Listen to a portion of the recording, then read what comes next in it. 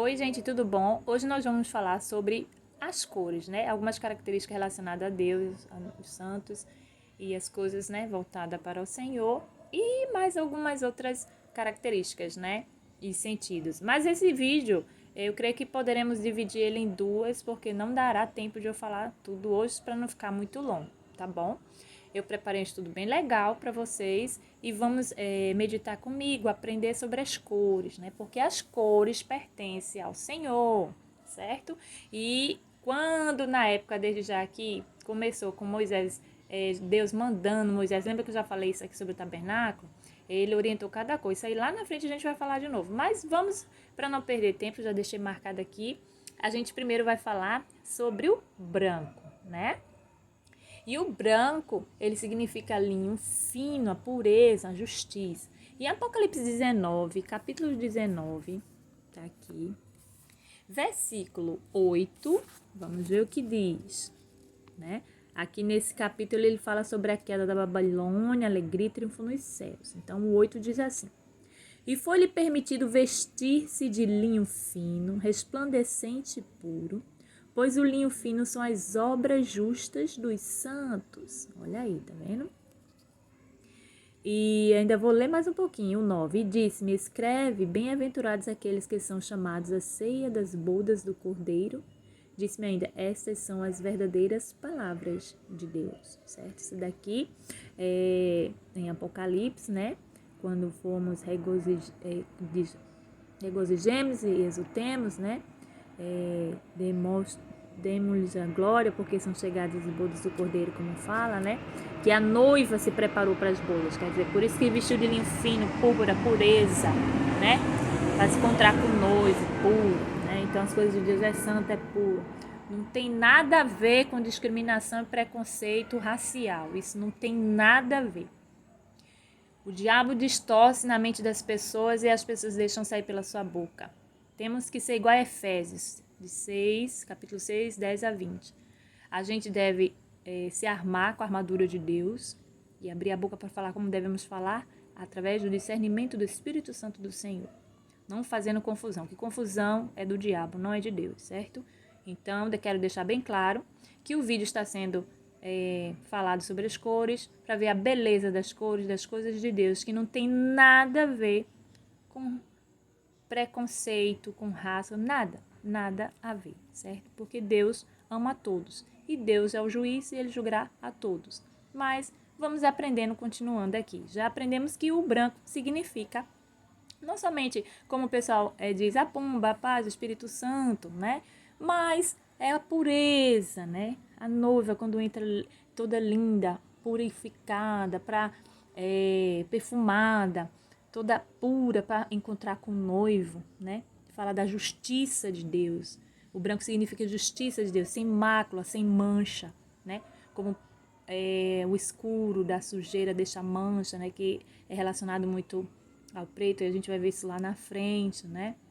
E sobre os pecados também, como diz que a gente sabe que o escarlate, né? O escarlate é uma cor forte, não sai a mancha logo, né? Então, é relacionado à salvação, a gente vai ver lá na frente também. Então, vamos lá. Ó, já adiantando um monte de coisa aqui para vocês. Então, vamos continuar. Vamos ler o Apocalipse capítulo 20, para complementar o branco, né? Que a gente viu aqui no 8, que é referente às obras justas dos santos. Nós temos que seguir como santos. E as nossas obras, elas vão ser avaliadas, né? No grande dia do juízo. E Apocalipse capítulo 20, que está aqui bem pertinho, que eu marquei, o versículo 11, ele já diz assim, ó, o juízo final. E vi um grande trono branco, olha aí, e o que estava sentado sobre ele, de cuja presença fugiram a terra e o céu, e não foi achado lugar para eles, né? E aqui fala do grande juízo já. Então aqui eu quero fazer referência somente que o trono era branco, o Apocalipse de João, né, que foi revelado a João, e a referência, por isso que lá também diz dos santos, porque o trono do Senhor também tem cores, gente, né? Igual a cidade santa, de ouros, de cristais, né? Não tem aquele trechinho? Tem, maravilhoso isso, né? E também vamos ler o Apocalipse, voltando um pouquinho aqui. Apocalipse 17, aqui, passei. 17, versículo 4, né? Que ele fala sobre a queda da Babilônia, diz assim: a mulher estava vestida de púrpura e de escarlata. De púrpura, porque púrpura é realeza, né? A gente já fala sobre ela.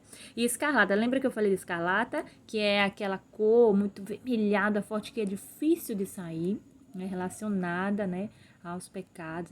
E adornada de ouro, pedras preciosas e pérolas, porque são coisas de realeza ricos, né? É coisa de trono. Então, e tinha na mão um cálice de ouro cheio das abominações da imundícia da sua prostituição. Por isso que o santo, ele vai ser avaliado as suas obras, entendeu? E aqui faz referência sobre o pecado, né? A prostituição, né? Da besta, lá na frente de Apocalipse que diz. O escarlate faz referência a isso aqui, né? Essa mulher, né?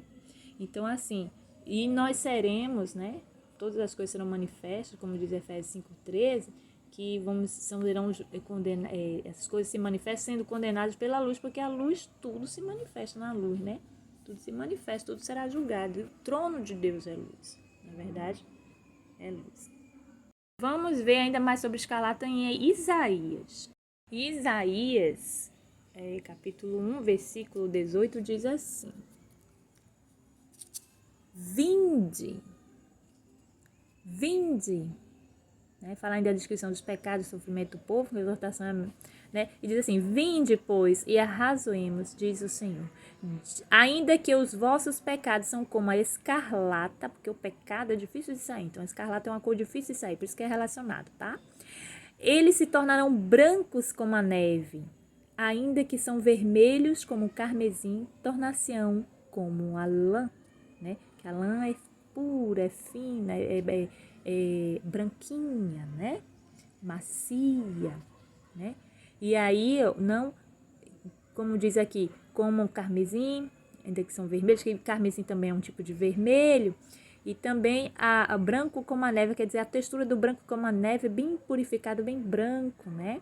Branco como a neve. Então, aqui, o profeta Isaías, ele tá sendo, né, revelado, tá falando em relação à salvação, perdão pelos pecados, para ser, ainda que estejam como escarlata, mas se eles se voltarem para Deus, se arrependerem, né? Hoje em dia, se a gente diz assim, se arrependa em nome de São Jesus, porque a Bíblia até um tempo só conhecia Deus, e depois Jesus veio na parte de Mateus para cá, né? Um tempo de anos e anos após. Então, assim, purificar no sangue do Senhor Jesus Cristo, né?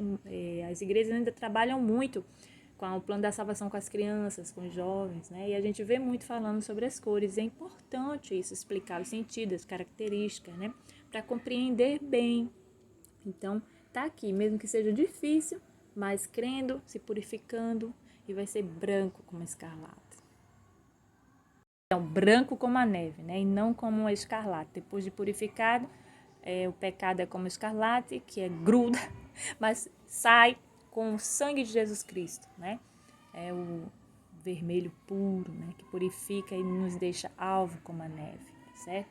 Então, mais uma vez frisando, não tem nada a ver, gente, com raciado, com preconceito, nada a ver. A palavra de Deus é pura, é limpa, ela é eficaz, ela é linda. Então, nós não devemos usar de forma distorcida, não deixar o diabo, né, entrar na vida das pessoas, na mente, para falar asneiras e bobeiras distorcendo, porque a palavra de Deus é linda, ela é bem explicativa, entendeu, gente? E as cores são lindas, porque foi Deus quem criou as cores. Vamos continuar no nosso estudo, que nós estamos falando, né, de Jesus. Vamos ver qual a natureza, a característica de Jesus. Eu falar sobre o azul, né? O azul é referente ao céu, né? Referente à natureza de Cristo, né? Então, vamos ver no 1 Coríntios. Vamos ver aqui, 1 Coríntios, que eu deixei marcadinho aqui. Ok. Apenas um versículo, é o capítulo 15, né? Aqui, capítulo 15, o versículo 47. Cadê? 15, 47, aqui. Às vezes eu me perco aqui, vocês me perdoem. 47, aí diz assim, relacionado a Jesus, certo? O primeiro homem, sendo da terra, é terreno. O segundo homem é do céu. Então, o que eles estão relacionando aqui? Que o primeiro homem, vamos ler o 45 para vocês entenderem. Assim também está escrito, o primeiro homem, Adão, tornou-se alma vivente. O último, Adão, espírito vivificante. Mas não é o primeiro, o espiritual, senão o animal, depois o espiritual. O primeiro homem, sendo da terra, é terreno. O segundo homem é do céu. Qual o terreno? Tais também os terrenos. E qual o celestial? Tais também os celestiais. Que ele quer dizer assim, Jesus é celestial, né? E Adão foi terreno. Foi feito da terra. Deus criou Adão. Talvez só deu o sopro de vida. E Jesus não, ele foi concebido. A gente já falou isso, né? Sobre Maria e tudo. Concebido no ventre de Maria, agraciada, escolhida por Deus, imaculada, sem mancha nem nada, para ter Jesus. E aí foi do Espírito Santo, né, direto do trono, certo? Por isso que a gente diz que o Senhor veio, mas voltou para casa. Por isso que quando alguém morre, eu gosto muito de falar assim, voltou para casa, não morreu, só voltou para casa, né? E depois que volta, é o Senhor que sabe o tempo de descanso não, entre nós e o céu pertence ao Senhor. Não vou explicar que também essa parte eu não domino e não recebi nenhuma revelação feita dos apóstolos para falar além daquilo que sei, mostrando na Bíblia. Então, o 47 diz, o primeiro homem, né, sendo da terra, é terreno. O segundo homem é do céu, né, do céu da glória de Deus, tá bom? Então, relacionou o céu é azul, então estamos relacionando o céu aí com a natureza celeste de Jesus, o céu maravilhoso, né? E a natureza de Deus, já vamos aproveitar, vamos falar novamente um pouco sobre a natureza de Deus que tem aqui em Ezequiel 1:28, que diz assim. Eita, lá no outro lado, vamos virar. Como o aspecto do arco que aparece na nuvem no dia da chuva, assim era o aspecto do resplendor em redor. Este era o aspecto da semelhança da glória do Senhor, e vendo isso, caiu com o rosto em terra e ouviu uma voz de quem falava. Então aqui, Ezequiel também teve a visão, né?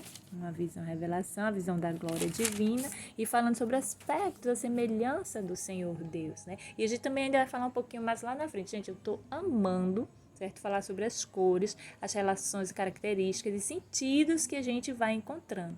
E você me diz assim, mas Lígia, e as nossas características também a Bíblia fala? Fala. E eu vou citar apenas uma para vocês aqui ficarem num gostinho, certo? De estudar mais sobre isso, se quiser. Em Gênesis, eu vou abrir com vocês aqui, eu não marquei não, mas ainda faltam os outros versículos para ler para vocês, mas eu vou abrir aqui em Gênesis 25:25. Vamos ver aqui, vamos abrir comigo aqui, tá bem? Aqui. Gênesis 25:25 aqui. E diz assim: saiu o primeiro ruivo, todo ele como vestido de pelo, e chamaram-lhe Esaú. Aí aqui já está falando de Isaac, de Esaú e Jacó, né? Os irmãos, né? Esaú e Jacó. E aí, filhos de Abraão, que vem Abraão, Isaac e Jacó, né? Isaac, que teve Esaú e Jacó, netos de Abraão. E aqui foi a característica de Esaú. E também, fala que também que é ruivo, Davi é ruivo também, né?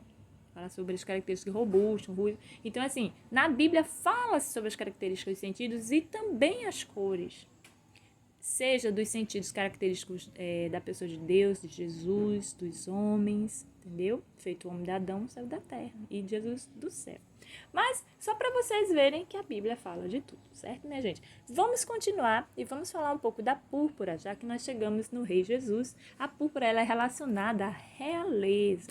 E a gente vai ler sobre ela em Marcos, vamos lá para Marcos, capítulo 15, versículos 17 e 18, apenas 17 e 18. Que diz assim, né? Jesus, que quando foi escarnecido pelos soldados, vestiram-no de púrpura e puseram-lhe na cabeça uma coroa de espinhos que haviam tecido. e começar a saudá-lo, salve Rei dos Judeus. Então, quer dizer, por que eles vestiram Jesus assim? Porque eles sabem que é relacionado à realeza, a reis e rainhas, princesas e príncipes, essas cores, né? As cores significam realeza, né? Soberania de Cristo, né? De Deus, está relacionado também com a púrpura, né? Como a gente vê também em Apocalipse fala, né? E a gente sabe, como o Escarlate também fala, né? Sobre a salvação, o amor, né? Que o nosso rei tem para nos dar. Então, a gente vai para lá também. Já estamos terminando o vídeo para João. E é um versículo bastante conhecido, o 3,16. João 3,16, que eu já falei muito nesse versículo aqui, vou continuar falando, que é o principal. Porque Deus amou o mundo de tal maneira que deu seu Filho unigênito para que todo aquele que nele crê não pereça, mas tenha vida eterna. Então, essa cor escarlate é relacionada, é um vermelho, né? É relacionado à salvação. Né? Lembra que eu falei? Porque é difícil de sair, a única mancha a ser retirada dessa cor que é difícil de sair, que é o escarlate, da mancha do pecado, que não é só relacionado ao preto, não, é o escarlate também. É o sangue de Jesus Cristo derramado numa cruz por nós, que nos libertou e nos purificou e nos purifica ainda hoje. A quem quer que purifique, abra o seu coração e aceite Jesus como seu Salvador, pedindo graça a Deus e ao Espírito Santo que mova a sua vida, limpe seu espírito e você possa viver em santidade, certo? E na pureza, né? Do linho fino, da pureza do branco, da salvação do Senhor, certo? E Apocalipse, vamos lá para Apocalipse, né? Apocalipse 17:4, né? Que a gente já leu, né? Só frisando aqui que a mulher estava vestida de púrpura de escarlata, adornada de ouro, pedras preciosas, pérolas, tinha na mão um cálice de ouro cheio de abominações e imundícia, prostituição, certo? Isso daí, o escarlate é relacionado ao que eu falei, do pecado, difícil de sair. Quando João 3,16, né, que a gente acabou de ler, eu desmarquei, mas vamos lá, já fala que para nós nos purificarmos desse pecado difícil de sair, temos que estar abrindo o coração para Jesus, porque Deus amou muito da maneira que deu seu Filho unigênito para que todo aquele que nem crê não pereça, mas tenha a vida eterna, certo? Então, gente, hoje eu vou parar por aqui, certo? A primeira parte foi as cores relacionadas às características, né, os significados característicos. Vamos continuar falando sobre as cores no segundo vídeo, certo? E eu espero que vocês tenham gostado, compartilha, volta pro canal, encaminha o canal, dá um curte, faz pergunta. E não deixe de orar ao Senhor. Deus possa abençoar você e sua família. Muito obrigada por estar comigo aqui no canal. Deus te abençoe. Em nome de Jesus. Amém.